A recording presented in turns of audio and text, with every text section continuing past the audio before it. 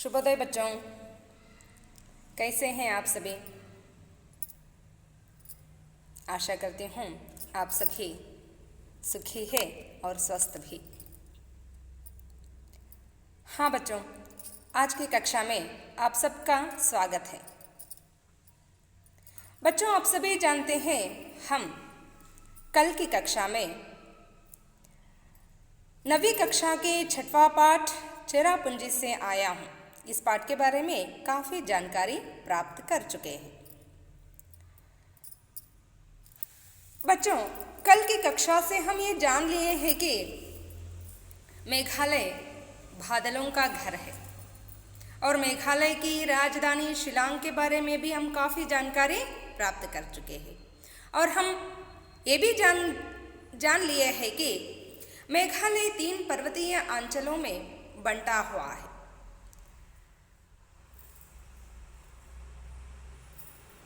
उन 3 पर्वतीय अंचलों का नाम है खासी पर्वत, गारो पर्वत और जयंतिया पर्वत। और इन तीनों पर्वतीय अंचलों की अपनी ही अलग संस्कृति है, रीति रिवाज है, उत्सव पर्व है। लेकिन एक विषय में तीनों पर्वतों में एक ही पद्धति है, अर्थात इन तीनों पर्वतीय अंचलों में मातृसत्तात्मक पारिवारिक व्यवस्था है। यहाँ पर भूमि, धन, संपत्ति सब माँ से बेटी को मिलती है। जिस तरह हमारे भारत में पिता से बेटे को मिलता है, उसी तरह वहाँ पर माता से बेटी को मिलती है। यहाँ पर स्त्री का वर्चस्व है हर जगह, यानी यहाँ पर एक अलग सा स्त्रियों का बाजार ही है, उसे माइती बाजार के नाम से पुकारा जाता है, जाना जाता है। यहाँ पर हर जगह स्त्रियों को हम देख सकते हैं, हर दुकान में, चाहे वह दुकान फल सब्जियों का हो, कपड़ों का हो या चाय की, सभी जगह हम स्त्रियों को देख सकते हैं।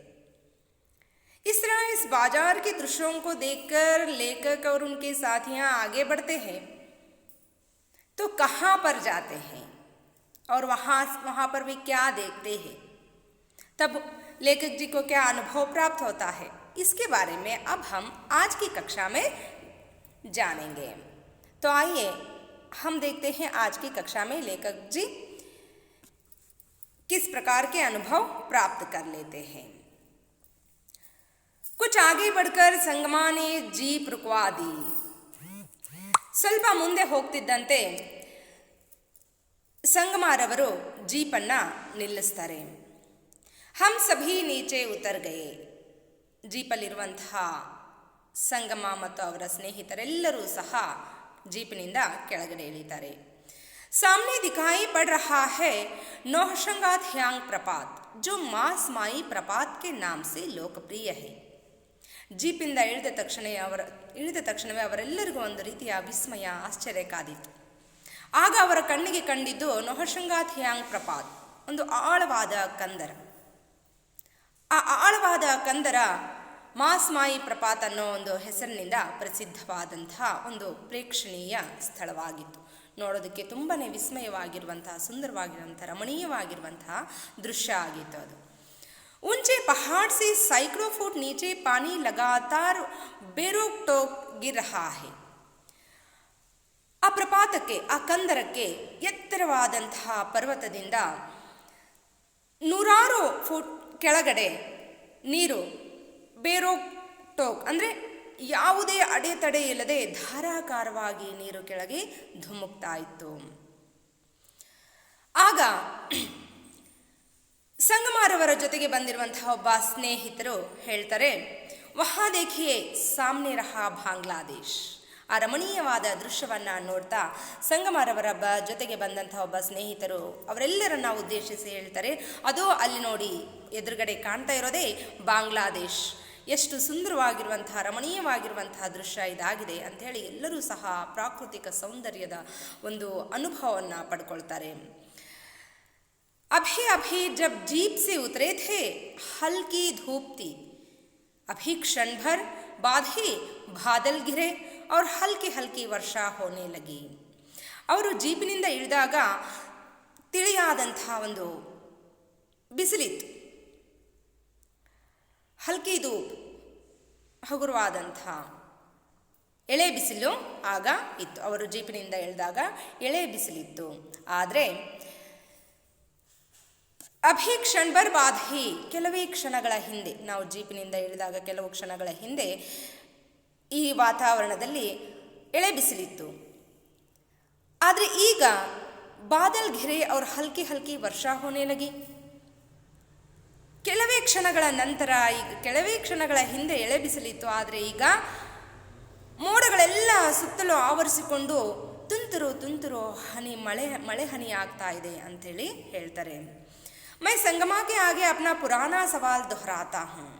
ಅವರು ಲೇಖಕರು ಸಂಗಮಾರವರಿಗೆ ತಮ್ಮ ಹಳೆಯ ಪ್ರಶ್ನೆಯನ್ನೇ ಕೇಳ್ತಾರೆ. ಕ್ಯಾ ಸಾಲ್ ಭರ್ ಯಹಾ ವರ್ಷಾ ಹೋತಿ ರಹತಿ ಹೇ. ಸಂಗಮಾರವರೇ, ಇಲ್ಲಿ ವರ್ಷಪೂರ್ತಿ ಮಳೆ ಆಗ್ತಾ ಇರುತ್ತೋ ಅನ್ನೋ ಒಂದು ಹಳೆಯ ಪ್ರಶ್ನೆಯನ್ನೇ ಅವರು ಮರುಕಳಿಸ್ತಾರೆ, ಪುನರಾವರ್ತಿಸಿ ಅವರನ್ನು ಕೇಳ್ತಾರೆ. ಸಂಗಮ ಹಸ್ತೆ ಹುಯೇ ಕಾತೆ ಹೇ, ಪಂತ್ ಸಾಹಾಬ್ ಯಹಾ ಚಿರಾಪುಂಜಿ ಹೇ. ಸಂಗಮಾರವರು ನಗನಗತ ಅವರಿಗೆ ಹೇಳ್ತಾರೆ, ಪಂತ್ ಸಾಹೇಬ್ರೇ, ಇದು ಚಿರಾಪುಂಜಿ. ಹೀಗೆ ಅಲ್ಲಿಯ ಸುಂದರವಾದಂಥ ರಮಣೀಯ ದೃಶ್ಯವನ್ನು ಸವಿತಾ ಅವರು ಆನಂದವನ್ನು ಅನುಭವಿಸ್ತಾರೆ.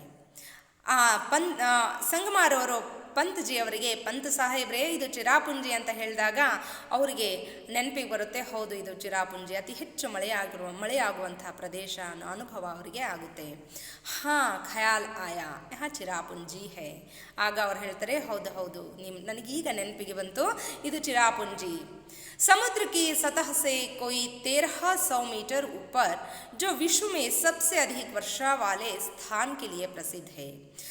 ಸಮುದ್ರ ಮಟ್ಟದಿಂದ ಸುಮಾರು 13,000 ಮೀಟರ್ ಎತ್ತರದಲ್ಲಿರುವಂಥ, ವಿಶ್ವದಲ್ಲೇ ಅತಿ ಹೆಚ್ಚು ಮಳೆಯನ್ನು ಪಡೆಯುವಂಥ, ಅತಿ ಹೆಚ್ಚು ಮಳೆಯಾಗುವಂಥ ಸ್ಥಾನ ಅಂತಲೇ ಪ್ರಸಿದ್ಧವಾಗಿರುವಂಥ ಸ್ಥಳ ಇದು ಚಿರಾಪುಂಜಿ ಆಗಿದೆ ಅಂತ ಅವರಿಗೆ ಆಗ ನೆನಪಿಗೆ ಬರುತ್ತೆ. हम लोग कभी कल छल छल करते प्रपात को निहार रहे हैं, कभी पानी से घिरे बांग्लादेश के भूभाग को. ಅವರೆಲ್ಲರೂ, ಅಲ್ಲಿರುವಂಥವರೆಲ್ಲರೂ ಸಹ ಆ ರಮಣೀಯವಾದಂಥ ಪ್ರಾಕೃತಿಕ ಸೌಂದರ್ಯವನ್ನು ಸವಿತಾ ಕಲ್ ಛಲ್ ಛಲ್ ಕರ್ತೆ, ಜುಳು ಜುಳು ಅನ್ನೋ ನಾದವನ್ನು ಮಾಡ್ತಾ ಪ್ರಪಾತದಿಂದ, ಬೆಟ್ಟದಿಂದ, ಎತ್ತರವಾದಂತಹ ಬೆಟ್ಟದಿಂದ ಕೆಳಗಡೆ ಪ್ರಪಾತಕ್ಕೆ, ಕಂದರಕ್ಕೆ ಬೀಳ್ತಾ ಇರುವಂತಹ ನೀರನ್ನು ನೋಡ್ತಾ, ನೀರಿನ ಶಬ್ದವನ್ನು ಸಂಗೀತದಂತೆ ಅನುಭವವನ್ನು ಕೊಡ್ತಾ ಇರುವಂತಹ ಒಂದು ಶಬ್ದವನ್ನು ಕೇಳ್ತಾ ಆ ದೃಶ್ಯವನ್ನು ನೋಡ್ತಾ ಇದ್ದಾರೆ. ನಿಹಾರ ಹೇ ನಿಹಾರ್ ಅಂದರೆ ನೋಡ್ತಾ ಇರುವಂಥದ್ದು, ಆ ದೃಶ್ಯವನ್ನು ನೋಡ್ತಾ ಇದ್ದಾರೆ. ಮತ್ತು ಕೆಲವು ಆ ಭೂಪ್ರದೇಶದ ನೀರಿನಿಂದ ಆವರಿಸಿರುವಂತಹ ಬಾಂಗ್ಲಾದೇಶದ ಭೂಭಾಗವನ್ನು ಸಹ ಅಲ್ಲಿ ವೀಕ್ಷಣೆ ಮಾಡ್ತಾ ಇದ್ದಾರೆ.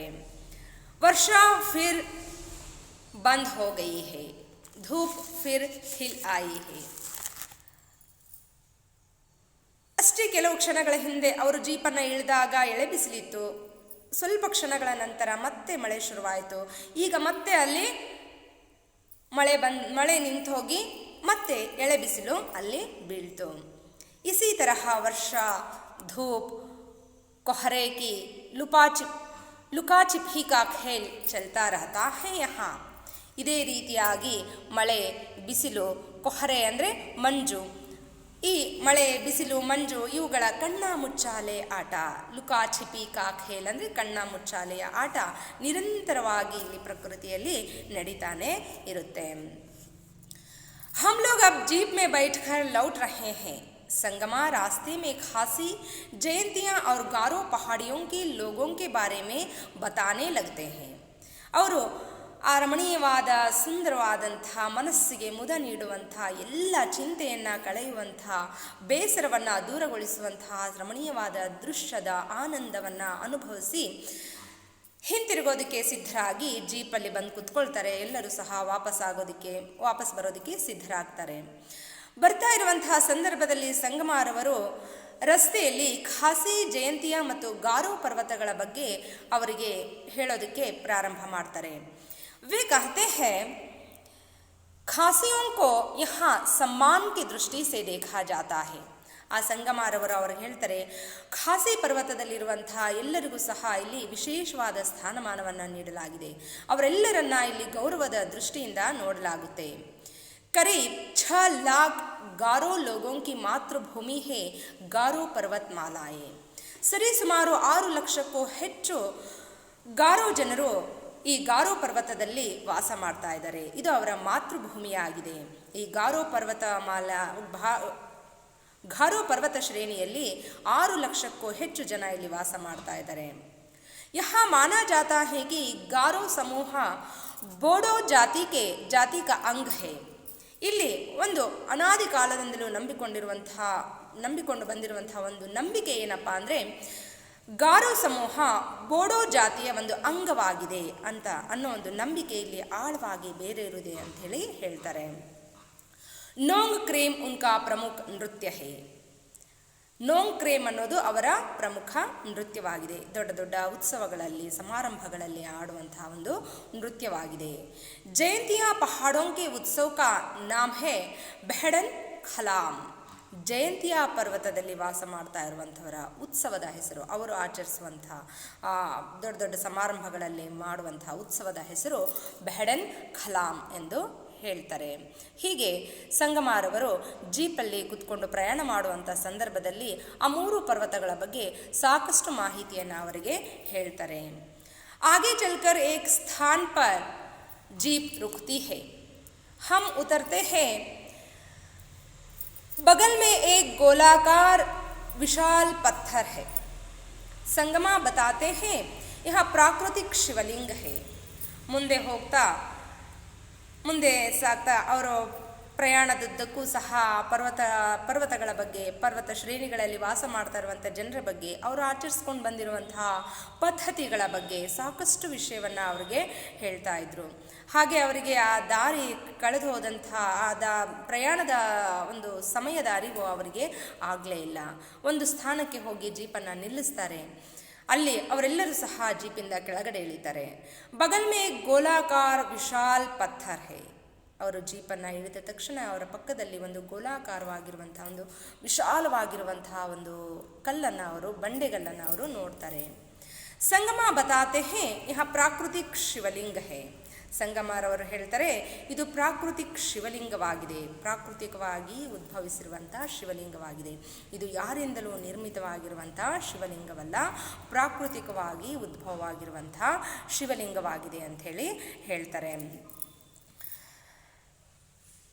और आश्चर्य तो मासमाई गांव की गुफाएं भी है. ಅವ್ರು ಹೇಳ್ತಾರೆ, ನಿಮಗೆ ಈ ಪ್ರಾಕೃತಿಕ ಶಿವಲಿಂಗಕ್ಕಿಂತಲೂ ಹೆಚ್ಚು ವಿಸ್ಮಯಗೊಳಿಸುವಂಥ, ಹೆಚ್ಚು ಆಶ್ಚರ್ಯ ಮೂಡಿಸುವಂತಹ ಇನ್ನೊಂದು ಸ್ಥಾನ ಇಲ್ಲಿದೆ. ಅದೇ ಮಾಸ್ಮಾಯಿ ಹಳ್ಳಿಯಲ್ಲಿರುವಂಥ ಗುಹೆಗಳು ಅಂಥೇಳಿ ಹೇಳ್ತಾರೆ. ಗುಫಾಯೆ ಈ ಶಬ್ದದ ಅರ್ಥ ಗುಹೆ ಎಂದು ಆಗುತ್ತೆ. गुफाएं इतनी अंधेरी है कि मशाल या टार्च जलाए बिना उनमें प्रवेश नहीं कर सकते. ಆಗ ಅವ್ರು ಹೇಳ್ತಾರೆ ಸಂಗಮಾರವರು, ಅದು ತುಂಬ ನಿಮ್ಮನ್ನು ವಿಸ್ಮಯಗೊಳಿಸುವಂಥ, ಆಶ್ಚರ್ಯಗೊಳಿಸುವಂಥ, ನೀವೆಂದೂ ನೋಡದೇ ಇರುವಂಥ ಒಂದು ಸ್ಥಾನ ಆಗಿದೆ. ಆದರೆ ಅಲ್ಲಿ ಹೋಗೋದಕ್ಕೆ ಒಂದು ಕಷ್ಟ ಇದೆ. ಏನಪ್ಪ ಅಂದರೆ ಆ ಗುಹೆಗಳು ತುಂಬ ಕತ್ತಲನ್ನು ಆವರಿಸಿಕೊಂಡಿರುವಂತಹ ಗುಹೆಗಳಾಗಿದ್ದಾವೆ. ತುಂಬ ಉದ್ದವಾದ ದಾರಿಯನ್ನು ಹೊಂದಿರುವಂಥ, ಅಂಧಕಾರದಿಂದ ಕೂಡಿರುವಂಥ ಗುಹೆಗಳಾಗಿದ್ದಾವೆ. ನೋಡೋದಕ್ಕೆ ಸುಂದರವಾಗಿರುವಂಥ ಗುಹೆಗಳಾಗಿದ್ದರೂ ಸಹ ಅಲ್ಲಿ ಕತ್ತಲು ಆವರಿಸಿರೋದ್ರಿಂದ ಯಾರೂ ಹೆಚ್ಚಾಗಿ ಜನಸಂಚಾರ ಅಲ್ಲಿ ಆಗೋದಿಲ್ಲ. ಆದರೆ ಆ ಗುಹೆಯಲ್ಲಿ ನಾವು ಪ್ರವೇಶ ಮಾಡಬಹುದು. ಹೇಗಪ್ಪ ಅಂದರೆ ಮಶಾಲ್ ಯಾ ಟಾರ್ಚ್ ಜಲಾಯೆ. ಮಶಾಲ್ ಅಂದರೆ ಪಂಜು ಅಂದರೆ ಉದ್ದವಾದಂತಹ ದಪ್ಪನೆಯ ಕಟ್ಟಿಗೆಗಳಿಗೆ ತುಂಬ ದಪ್ಪವಾದಂತಹ ಬಟ್ಟೆಗಳನ್ನು ಸುತ್ತಿ ಹಚ್ಚುವಂತಹ ಒಂದು ದೀಪ ಅಂಥೇಳಿ ನಾವು ಕರಿಬೋದು. ಟಾರ್ಚನ್ನು ಹಚ್ಚಿಕೊಂಡು ನಾವು ಅಲ್ಲಿ ಆ ಗುಹೆಗಳನ್ನು ಪ್ರವೇಶ ಮಾಡ್ಬೋದು. ಟಾರ್ಚ್ ಅಥವಾ ಪಂಜುಗಳಿಲ್ಲದೆ ಚಿಕ್ಕ ಚಿಕ್ಕ ಮೇಣಬತ್ತಿಗಳನ್ನು ಹಚ್ಕೊಂಡು ನಾವು ಹೋಗೋದಕ್ಕೆ ಸಾಧ್ಯ ಇಲ್ಲ. ತುಂಬ ಅಂಧಕಾರದಿಂದ ಕೂಡಿರುವಂಥ ಗುಹೆಗಳಾಗಿದ್ದಾವೆ.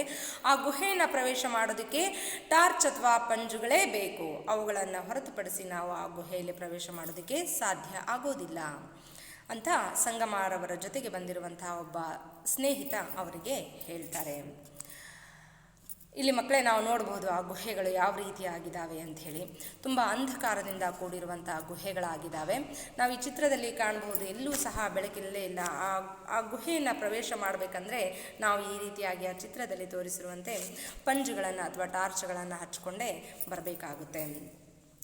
ಆ ಸಂಗಮರವರ ಸ್ನೇಹಿತರು ಸೂಚಿಸಿದಂತೆ ಆ ಜೀಪಲ್ಲಿರುವಂಥವರೆಲ್ಲರೂ ಸಹ ಒಂದೊಂದು ಪಂಜುಗಳನ್ನು ಸಿದ್ಧ ಮಾಡ್ಕೊಳ್ತಾರೆ. ಎಲ್ಲರೂ ಸಹ ಪಂಜುಗಳನ್ನು ಹಚ್ಕೊಂಡು ಆ ಗುಹೆ ಒಳಗಡೆ ಹೋಗೋದಕ್ಕೆ ಸಿದ್ಧರಾಗ್ತಾರೆ.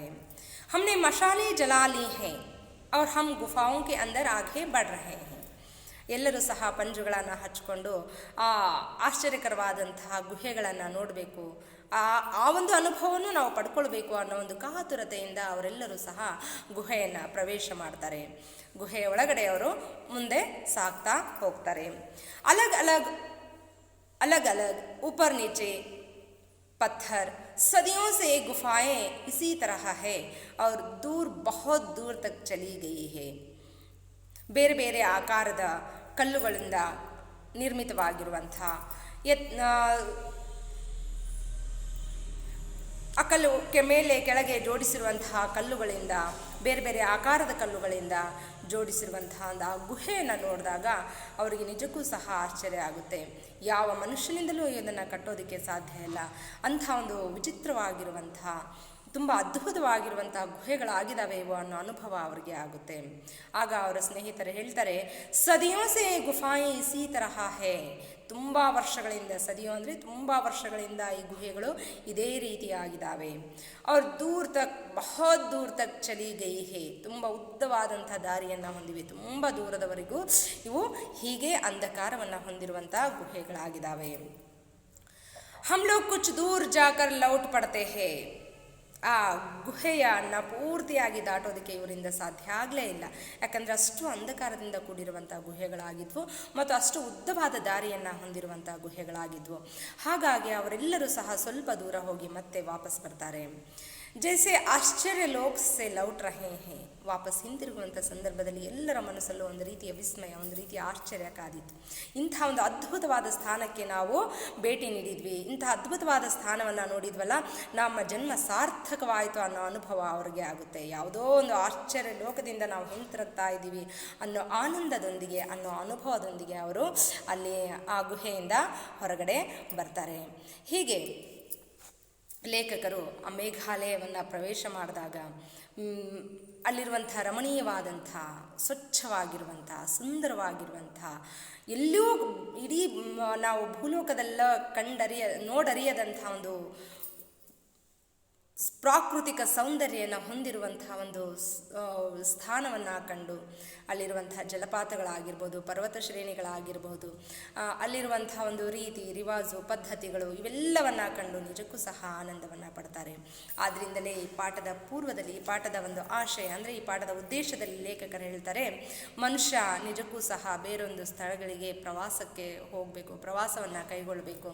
ಆ ಪ್ರವಾಸಕ್ಕೆ ಹೋಗೋದ್ರಿಂದ ನಾವು ಯಾವ ರೀತಿಯಾಗಿ ಮೇಘಾಲಯಕ್ಕೆ ಭೇಟಿ ನೀಡಿದಾಗ ಅಲ್ಲಿಯ ಪ್ರಾಕೃತಿಕ ಸೌಂದರ್ಯವನ್ನು ಸವಿಯೋದಕ್ಕೆ ಸಾಧ್ಯ ಆಯಿತು, ಮತ್ತು ಅಲ್ಲಿರುವಂಥ ಪರ್ವತ ಶ್ರೇಣಿಗಳ ಬಗ್ಗೆ, ಅಲ್ಲಿ ವಾಸ ಮಾಡ್ತಾ ಇರುವಂಥ ಜನರ ಬಗ್ಗೆ, ಅಲ್ಲಿರುವಂಥ ವಿಚಿತ್ರವಾದಂಥ ಅಂದರೆ ವಿಶಿಷ್ಟವಾದಂಥ ಒಂದು ಪದ್ಧತಿ ಅಂದರೆ ಮಾತೃ ಪ್ರಧಾನ ಪದ್ಧತಿಯ ಬಗ್ಗೆ, ಹೀಗೆ ಎಲ್ಲ ಅನೇಕ ವಿಷಯಗಳನ್ನು ನಾವು ತಿಳ್ಕೊಂಡ್ವಿ. ಅದೇ ರೀತಿ ನೀವು ಸಹ ಪ್ರವಾಸವನ್ನು ಕೈಗೊಂಡು ಬೇರೆ ಬೇರೆ ಸ್ಥಳಕ್ಕೆ ಭೇಟಿ ನೀಡಿ ಅಲ್ಲಿಯ ಭಾಷೆಯನ್ನು ಕಲಿಯೋ ಹಾಗಾಗುತ್ತೆ, ಅಲ್ಲಿಯ ಸಂಸ್ಕೃತಿಯನ್ನು ಅರ್ಥ ಮಾಡಿಕೊಂಡಾಗ ಆಗುತ್ತೆ, ಮತ್ತು ಅಲ್ಲಿರುವಂತಹ ಒಂದು ಪ್ರೇಕ್ಷಣೀಯ ಸ್ಥಳಗಳ ಬಗ್ಗೆ ಮಾಹಿತಿಯನ್ನು ಪಡ್ಕೊಂಡು ನಮ್ಮ ಕಣ್ಣಾರೆ ಅದನ್ನು ಕಂಡು ಆ ಆನಂದವನ್ನು ಪ್ರತ್ಯಕ್ಷ ನೋಟವನ್ನು, ದೃಶ್ಯವನ್ನು ಕಂಡು ಅದರ ಆನಂದವನ್ನು ಅನುಭವಿಸೋದಕ್ಕೆ ಸಾಧ್ಯ ಆಗುತ್ತೆ. ಮಕ್ಕಳೇ, ಹೇಗೆ ಮಾವಿನ ಹಣ್ಣನ್ನು ತಿಂದಾಗ ಮಾತ್ರ ಅದರ ರುಚಿಯನ್ನು ಸವಿಯೋದಕ್ಕೆ ಸಾಧ್ಯವೋ ಹಾಗೆ ಯಾವುದೇ ಪ್ರೇಕ್ಷಣೀಯ ಸ್ಥಳಗಳಾಗಿರ್ಬೋದು ಅವುಗಳನ್ನು ನಾವು ನಮ್ಮ ಕಣ್ಣಾರೆ ನೋಡಿ ಅದರ ಒಂದು ಆನಂದವನ್ನು ಅನುಭವಿಸಬೇಕು. ಅದನ್ನು ಪುಸ್ತಕದಲ್ಲಿ ಓದೋದ್ರಿಂದ ಆಗಲಿ, ಬೇರೆಯವರ ಬಾಯಿಂದ ಕೇಳೋದ್ರಿಂದ ಆಗಲಿ ನಾವು ನಿಜವಾದ ಆನಂದದ ಅನುಭವವನ್ನು ಪಡೆಯೋದಕ್ಕೆ ಸಾಧ್ಯ ಆಗೋದಿಲ್ಲ. ಹಾಗಾಗಿ ಈ ಸಾಧ್ಯವಾದಷ್ಟು ಮಟ್ಟಿಗೆ ಜೀವನದಲ್ಲಿ ನೀವು ಸಹ ಬೇರೆ ಬೇರೆ ಸ್ಥಳಗಳಿಗೆ ಪ್ರವಾಸಕ್ಕೆ ಹೋಗಿ ಅಲ್ಲಿಯ ಒಂದು ಪ್ರಾಕೃತಿಕ ಸೌಂದರ್ಯವನ್ನು ಸವಿದ್ವು, ಅಲ್ಲಿಯ ಒಂದು ಪದ್ಧತಿಗಳಾಗಿರ್ಬೋದು, ಕಲೆ ವಾಸ್ತುಶಿಲ್ಪದ ಬಗ್ಗೆ ಆಗಿರ್ಬೋದು ಮಾಹಿತಿಯನ್ನು ಪಡ್ಕೊಂಡು ನಿಮ್ಮ ಜ್ಞಾನದ ಒಂದು ಸೀಮೆಯನ್ನು ಎಲ್ಲೆಯನ್ನು ಹೆಚ್ಚಿಸಿಕೊಳ್ಳಿ ಅನ್ನೋ ಒಂದು ಆಶಯದೊಂದಿಗೆ ಈ ಚಿರಾಪುಂಜಿ ಸೆ ಆಯಾ ಹೂಂ ಅನ್ನೋ ಪಾಠವನ್ನು ಇಲ್ಲಿಗೆ ಮುಗಿಸ್ತಾ ಇದ್ದೇನೆ. ಮತ್ತೆ ಮುಂದಿನ ತರಗತಿಯಲ್ಲಿ ಮತ್ತೊಂದು ಪಾಠದೊಂದಿಗೆ ಭೇಟಿಯಾಗೋಣ. ಅಲ್ಲಿಯವರೆಗೂ ಸಹ ಈ ಹಿಂದೆ ಮಾಡಿರುವಂಥ ಎಲ್ಲ ಪಾಠಗಳನ್ನು ಮನೆಯಲ್ಲಿ ಚೆನ್ನಾಗಿ ಅರ್ಥೈಸಿಕೊಂಡು ಒಂದಲ್ಲ ಮತ್ತೊಂದು ಬಾರಿ ಓದಿ ಅವೆಲ್ಲ ಪಾಠದಲ್ಲಿರುವಂಥ ಎಲ್ಲ ಅಂಶಗಳನ್ನು ಸರಿಯಾಗಿ ಮನದಟ್ಟು ಮಾಡಿಕೊಂಡು ಪರೀಕ್ಷೆಗೆ ಸಿದ್ಧ ಮಾಡಿಕೊಳ್ಳಿ ಅನ್ನೋ ಒಂದು ಆಶಯದೊಂದಿಗೆ ಪಾಠವನ್ನು ಮುಗಿಸ್ತಾ ಮತ್ತೊಮ್ಮೆ ನಿಮ್ಮೆಲ್ಲರಿಗೂ ಧನ್ಯವಾದಗಳನ್ನು ಹೇಳ್ತಾ ಇದ್ದೀನಿ. ಧನ್ಯವಾದಗಳು.